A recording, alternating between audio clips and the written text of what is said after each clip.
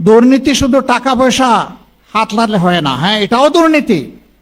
সবচেয়ে বড় দুর্নীতি হচ্ছে মানুষের অধিকার হরণ করা, অযোগ্য লোকদেরকে যোগ্য জায়গায় বসিয়ে দেওয়া, যোগ্যতা সম্পন্ন লোকদেরকে অপমান করে তাড়িয়ে দেওয়া, এটি হচ্ছে সবচেয়ে বড় দুর্নীতি। দুর্নীতির এই বিষ বাষ্প যতক্ষণ পর্যন্ত সমাজ থেকে বিদায় না নেবে, আমাদের সমাজ স্বাধীনতার কাঙ্ক্ষিত সুফল ভোগ করতে পারবে না। এরপরে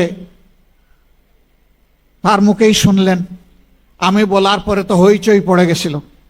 আমি বলেছি যে তিনি বিদ্রোহ করেছেন, বেওকুফরা বুঝেছে তিনি স্বাধীনতা ঘোষণা করেছেন। এইটা নিয়ে কি যে হইচই। তিনি অবশ্য বলেছেন অনেক সময় এরা ইংলিশটা বুঝে না, উনি ঢাকা বিশ্ববিদ্যালয়ের ইংরেজি শিক্ষকদেরকে রেফার করেছেন। এরপরে তিনি বলেছেন যে না, আমার কাছে এগুলা সংরক্ষিত আছে, পয়সাও লাগবে না, আমি দেখাই দিব, চলে আসো আমার বাড়িতে। জানবে না, বুঝবে না, তার আগে চায়ের কাপে ঝড় তুলবে। কেন তুলে জানেন? মূল ইস্যুকে চাপা দেওয়ার জন্য তুলে। দেখেন না, সম্প্রতি একটা ঘটনা, আমাদের এই ঈদ উপলক্ষে আমরা একটা রিসেপশনের আয়োজন করেছিলাম। বিদেশি কূটনীতিবিদরা এবং আমাদের বন্ধুরা এখানে এসেছিলেন। ঈদের দিনটা মানুষ একটু খোলা মনে সবার সাথে মিশে, আমি একটু মিশেছি। হায় রে আল্লাহ, এটা নিয়ে কি যে অবস্থা। নবীজি এটা করেছেন রে ভাই, তিনি তার প্রিয়তম সাহাবীর সাথে এটা করেছেন। এটা তো আমার নবীর প্রিয় সুন্নত। আমি তো আমার নবীর প্রত্যেকটা সুন্নতকে ভালোবাসি। কে কি বললো না বললো এগুলার পাত্তাই আমি দেই না। তুমি বলতেই থাকো, আমি করতেই থাকবো। হ্যাঁ, মানুষ হিসাবে যদি ভুল করি অনুতপ্ত হব, ক্ষমা চাইব, কোনো অসুবিধা নাই। কিন্তু আমার শুদ্ধ কাজটাকে ভুল হিসাবে চালিয়ে দিবা আর মনে করবা নিজেই শুধু জ্ঞানী, আর সবাই চোখ বন্ধ করে অথবা উট পাখির মতো ঠোঁট বালিতে ঢুকে বসে আছে, এটা মনে করবা না। দুনিয়া এখন বড় চালাক। তুমি যে রাস্তা দিয়ে হাঁটো, ওই রাস্তা অবজার্ভ করার জন্য তোমার রাস্তায় শত সার্চ লাইট বসে আছে। থাকো। আমাকে একদিন একজন বিখ্যাত সাংবাদিক জিজ্ঞেস করলেন যে আপনাদের নিয়ে এত নাড়াচাড়া করে কেন? আমি বললাম খুব ভালোবাসে তো, এই জন্য কসলায় আমাদের ভালো কথাটাকে টুইস্ট করে অন্যভাবে উপস্থাপন করে। একটা কথা এক লাইনে সব বলা যায় না, হয়তো 3টা লাইন বললাম, ওর পছন্দ হয়েছে আমাকে ঘায়েল করার জন্য একটা লাইট পোস্টিং দেবো, ওইটাকেই ফটোকার্ড বানিয়ে ছেড়ে দিল, বাকি 2 লাইনের খবর নাই। ভাই, এগুলো তো ভালো জিনিস না। আমরা জানি আমাদের সাংবাদিক বন্ধুরা এগুলা করতে চান না, তাদেরকে করানো হয়, করতে বাধ্য করা হয়। এত রক্ত, 71-এর ত্যাগ, 24-এর ত্যাগ, এই সবগুলা তো ম্লান হয়ে যাবে যদি ভালোকে ভালো হিসাবে পুরস্কৃত করা না হয় আর মন্দকে যদি দমন করা না হয়।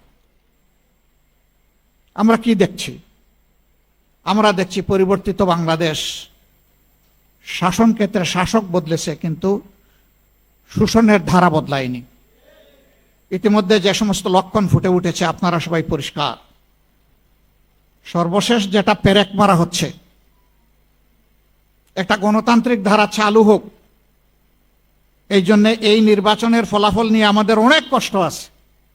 সব কষ্ট চেপে আমরা বলেছি আমাদের দেশটা গণতান্ত্রিক ট্রেন হিসাবে রেল লাইনের উপরে উঠুক, চলুক, সামনের দিকে চলুক, আস্তে আস্তে ঠিক হয়ে যাবে। তো উঠায় দিলাম। এই উঠায় দেওয়ার পরে এখানে প্রশাসক, ওখানে প্রশাসক, ওখানে প্রশাসক, এটা কি? এটা তো সংবিধান বিরোধী। পরিষ্কার আপনি সংবিধানের কথা বলতেছেন, ওই সংবিধানেই তো লেখা আছে স্থানীয় সরকারের সকল স্থলে একমাত্র নির্বাচিত প্রতিনিধিরাই তারা দায়িত্ব পালন করবেন। তো এদেরকে কে নির্বাচন করলো? এরা দলীয় আনুগত্যের ভিত্তিতে বিভিন্ন জায়গায় লোকদেরকে বসিয়ে দেওয়া হচ্ছে, জাতির গাড়ে চাপিয়ে দেওয়া হচ্ছে। আমরা এগুলা মানি না। আপনি সংবিধানের এক অংশ মানবেন, আর এক অংশ মানেন না। ভারী মজা। একটা অর্ডারের ভিত্তিতে দুইটা ভোট একই দিনে হয়েছে। আপনি গোশত মানেন কিন্তু জুল খাইতে রাজি না। একই তরকারি একই বাসনে পাকানো হয়েছে, গোশতটা খেয়ে নিলেন, বলতেছেন জুলটা হারাম। তো ওই গোশত তো জুলের ভিতরে পাকানো হয়েছে, তাইলে এই গোশত হালাল হয় কিভাবে? ওইটা হারাম।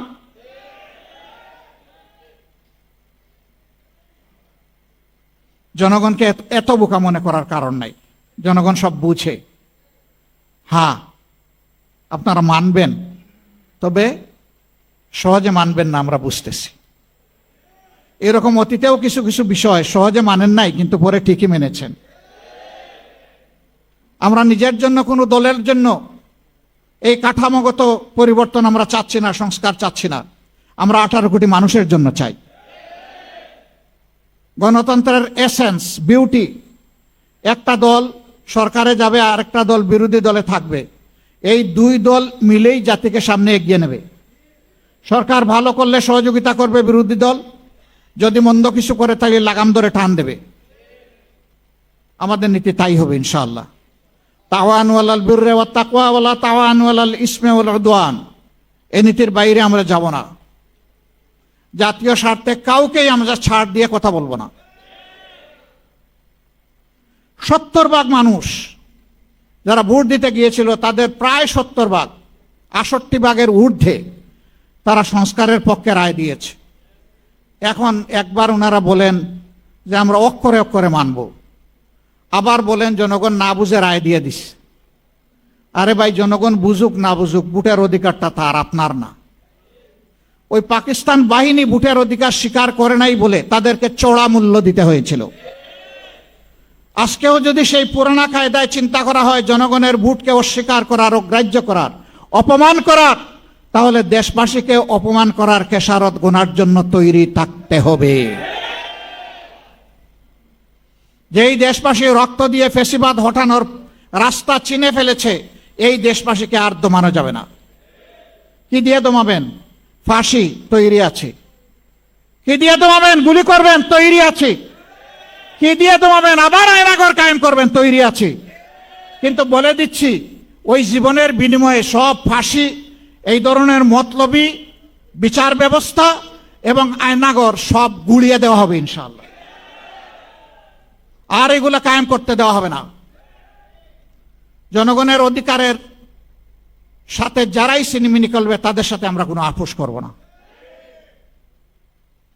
জাতীয় জীবনে আমরা এখন একটা গুরুত্বপূর্ণ জায়গায় আছি, খুবই জটিল জায়গায় আছি। সম্প্রতি যুদ্ধের কারণে গোটা বিশ্ব অস্থির, অর্থনীতি অনেক দেশের ভঙ্গুর হয়ে পড়েছে। জ্বালানির অভাবে অনেক দেশ কুড়িয়ে কুড়িয়ে হাঁটছে। অবশ্য আমরা জ্বালানিতে খুবই সমৃদ্ধ, কারণ আমাদের মন্ত্রী মহোদয় বলেছেন কোনো কিছুর আমাদের অভাব নাই। এই অভাব না থাকার কারণেই কয়েক কিলোমিটার একটা পাম্পের সামনে এখন সারি সারি লাইন। তো অভাব নাই তো এত লম্বা লাইন কেন? আজকেও আমি বিভিন্ন ইন্ডাস্ট্রি মালিকদের সাথে কথা বলেছি। আচ্ছা, বুঝলাম গাড়ি চলবে না, না হয় হাঁটলাম। তো ইন্ডাস্ট্রি যদি না চলে, তাহলে এই দেশ চলবে কিভাবে? সেই ইন্ডাস্ট্রির চাকা ঘুরতে হলেও তো আমার জ্বালানি লাগবে। এ পরিস্থিতি সৃষ্টি হওয়ার সাথে সাথে বলেছিলাম বিকল্প সন্ধান করুন। আজকে বলবো সংকীর্ণতা থেকে বের হয়ে আসুন। এটা সরকারের একার সমস্যা নয়, এটি 18 কোটি মানুষের সমস্যা। এটা শুধু বাংলাদেশের সমস্যা নয়, এটা গ্লোবাল প্রবলেম। এই ধরনের জাতীয় সমস্যায় খোলা মনে সবাইকে নিয়ে বসেন। আমরা প্রস্তুত সব দিক থেকে সহযোগিতা করতে, যতটুকু সম্ভব।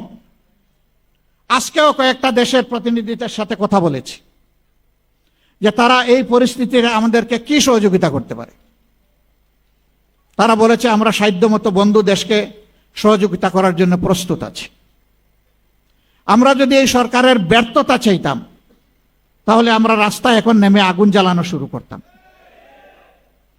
আমরা তো সরকারের সফলতা চাই। কিন্তু সরকারই যদি উল্টা পথে হাঁটে, আমাদের তো করার কিছু নাই। সরকারকে সঠিক পথে হাঁটতে হবে। মানুষের আকাঙ্ক্ষাকে সম্মান করুন। একেবারে আগামী 29 তারিখ আবার অধিবেশন বসছে। আমাদেরকে নোটিশ দেওয়ার কথা বলা হয়েছে সংস্কার বিষয়ে আলোচনার জন্য। আমরা সুযোগ দিয়ে বলতে চাই, নোটিশের অপেক্ষা না করে অধিবেশন বসার সাথে সাথে ঘোষণা দিন যে আমরা তা আপাদমস্তক যেভাবে সাইন করেছি ওইভাবে বাস্তবায়ন করব। আসুন এখন বাস্তবায়ন প্রক্রিয়া নিয়ে আমরা আলোচনা করি সংসদ। আমরা প্রস্তুত, খোলা মন নিয়ে প্রস্তুত, কিন্তু এইটা নিয়ে যে কোনো ধরনের কালক্ষেপণ, টালবাহানা আমরা মানব না। যদি সংসদে তার সমাধান হয় আলহামদুলিল্লাহ, না হয় এই রাজপথ আমাদের পরিচিত। আমরা প্রথমে এই রাজপথ চাই না। আমরা চাই সকল কর্মকাণ্ডের কেন্দ্রবিন্দু হোক সংসদীয় গণতন্ত্রে মহান জাতীয় সংসদ। সম্মানিত ভাইরা, কেউ কেউ বলেন 72-এর সংবিধান পরিবর্তন করা যাবে না। আমি জিজ্ঞেস করি, 72-এর সংবিধান শেখ মুজিব কি রক্ষা করেছিলেন? 72-এর সংবিধানটা কি বাকশাল ছিল? 72-এর সংবিধানটা কি বহুদলীয় গণতন্ত্র নিষিদ্ধ ছিল? যে শেখ মুজিব নিজেই 72-এর সংবিধানকে জাগায় রাখলেন না, আপনি নতুন প্রেমিক কোত্থেকে আসলেন? জিয়াউর রহমান সাহেবকে এই সংবিধান পরিবর্তন করেন নাই? মরহুম নেতা এম.কে. আনোয়ার এই জাতীয় প্রেস ক্লাবের এই হলে বসে তিনি একটা আলোচনার সভায় বলেন নাই যে জনগণের সরকার কায়েম হলে এই সংবিধানকে আমরা ছুঁড়ে ডাস্টবিনে ফেলে দেব? তিনি এইরকমই বলেছিলেন অঙ্গভঙ্গি করে। মরহুমা সাবেক প্রধানমন্ত্রী বিএনপি চেয়ারপারসন বেগম খালেদা জিয়া কি বলেন নাই যে জনগণের সরকার কায়েম হলে এই সংবিধান থাকবে না? তাহলে আপনারা কি তাদের চাইতে বেশি 72 সংবিধান প্রেমিক হয়ে গেলেন? এই সমস্ত জিনিস ভালো না, ভালো লক্ষণ না। জনগণকে মেহেরবানি করে ভুল বুঝবেন না, ভুল বুঝানোর চেষ্টা করবেন না। জনগণের আকাঙ্ক্ষা বুঝার চেষ্টা করুন, দেয়ালে একটু কান চাপেন, শুনবেন এদেশের জনগণ কি চায়। যদি এই সংস্কারকে মেনে না নেওয়া হয়, তাহলে মিনিমাম 1400 শহীদ যারা হয়েছে তাদেরকে অপমান করা হবে, হাদিদেরকে অপমান করা হবে, আবরার ফাহাদকে অপমান করা হবে, ফেলানির ঝুলন্ত লাশের সাথে অপমান করা হবে। এ কাজ করতে যাবেন না। বেঁচে থাকা জিন্দা শহীদ জুলাই যোদ্ধারা তারা এটা মেনে নেবে না। জুলাই যুদ্ধ 100 নয়, 200 নয়, 1000 নয়, 10,000 নয়, 1 লাখ নয়, 2 লাখ নয়। জুলাই যুদ্ধ ছিল কোটি কোটি। এ মানুষের বিরুদ্ধে অবস্থান নেবেন না। মেহেরবানি করে জন আকাঙ্ক্ষার প্রতি সম্মান করুন। আজকের এই মহান দিবসের আলোচনায় সবাই আমি বুক ভরে সরকারকে সেই আহ্বান জানাতে চাই। আর জাতীয় জীবনে যে কঠিন সময় এসেছে, খোলা মন নিয়ে উদারতা দেখিয়ে আমাদেরকে ডেপুটি স্পিকার দেওয়ার দরকার নাই। উদারতা দেখিয়ে জাতীয় সমস্যা সমাধানে এক জায়গায় একসাথে বসে। এটা সংসদের ভিতরে হবে না, কারণ সংসদের ভিতরে সকল দল প্রবেশ করে নাই। এদেশে যারা অন্যান্য দল আছে তাদের অবদান আছে এই দেশের জন্য, মুক্তিযুদ্ধে আছে, 24-এ আছে। এই তাদের সবাইকে নিয়ে বসে কথা শুনেন, ডিসিশন তো আপনারাই নেবেন। অন্তত খোলা মনে পরামর্শগুলো শুনেন, কে কি বলতে চায়। আমি আশা করি জাতি উপকৃত হবে এবং আপনারাও দিশা পাবেন ইনশাআল্লাহ। সেই পারস্পরিক হিংসা হানাহানির রাজনীতি বন্ধ হোক। আফসোস, এখনো শুধু একটা ইলেকশন হয়ে গেছে, সেইটাকে কেন্দ্র করে মানুষ খুন হচ্ছে, এমনকি নিজ দলের মানুষকেও খুন করা হচ্ছে। তাহলে ফেসিবাদ বিদায় নিল কোথায়? ফেসিবাদ এতদিন আত্মগোপন করে গর্তের মধ্যে ছিল, এখন আবার মাথা তুলতে শুরু করেছে। দেশবাসীকে বলবো, এই ফেসিবাদ নতুন করে কেউ যদি কায়েম করতে চায়, ইনশাআল্লাহ সবগুলো হাত একত্রিত করে আমরা রুখে দেব ইনশাআল্লাহ। রুখে দেওয়ার জন্য তৈরি থাকতে হবে। আল্লাহ রাব্বুল আলামিন প্রিয় দেশকে হেফাজত করুন, আমাদের স্বাধীনতাকে আল্লাহ অক্ষুণ্ণ রাখুন। আমাদের বীরদেরকে, সকল পর্যায়ের বীরদেরকে আল্লাহ সীমাহীন মর্যাদা দান করুন। প্রিয় দেশের জনগণকে অধিকারের পক্ষে সজাগ থেকে অধিকার আদায় না হওয়া পর্যন্ত লড়াই চালিয়ে যাওয়ার তৌফিক আল্লাহ তাআলা দান করুন। সবাইকে অসংখ্য ধন্যবাদ। আল্লাহ তাআলা আপনাদের সবাইকে সুস্থ রাখুন। প্রিয় দেশবাসী এবং প্রবাসে অবস্থানরত ভাই ও বোনেরা, সবার প্রতি আরেকবার শুভেচ্ছা জ্ঞাপন করে আমার বক্তব্য শেষ করছি। আল্লাহ হাফিজ। বাংলাদেশ জিন্দাবাদ। বাংলাদেশ জামাতে ইসলামী জিন্দাবাদ। বাংলাদেশ অমর হোক। আসসালামু আলাইকুম ওয়া রাহমাতুল্লাহ।